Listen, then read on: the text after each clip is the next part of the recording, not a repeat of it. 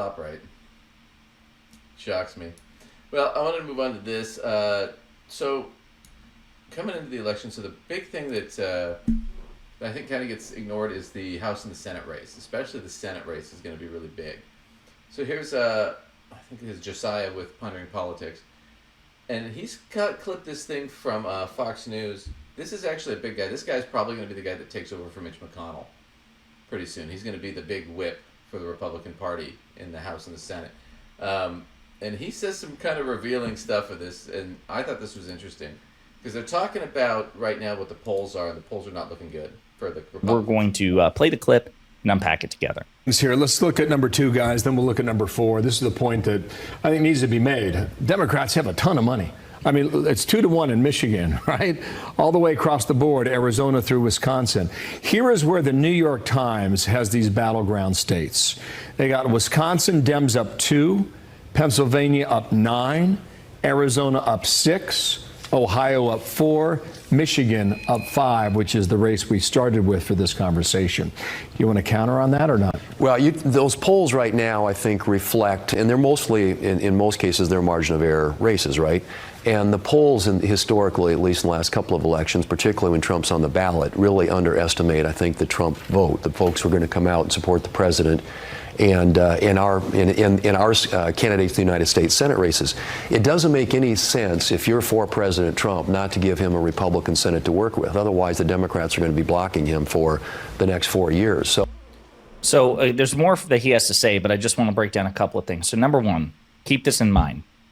The Senate map is really brutal for Democrats. It really is, in the sense that we have multiple incumbents and Republicans need only flip 2. If they win 2. Yeah, so that's a good point right there. So odds that they're going to take the Senate are really good. Because we have a bunch of people that are having to rerun this year. So they only need to win 2 to take the Senate. And then Harris is facing a basically Republican Senate. Why is that important? It kind of gets alluded to later on in the interview here, but it's important because the next president, whether it's Kamala Harris or Trump, is probably going to have 1 or 2 Supreme Court picks. And if it's Kamala, she could flip the Supreme Court to a more moderate Supreme Court. However, if she go ahead, unless of course they do to her what they've done in the past and they stall. Yeah. Unless the Senate is a Republican Senate and they decide we're just not going to bring anybody up for a vote. Right. Because they played that game before. Mm-hmm. And there's really not anything she can really do to force them.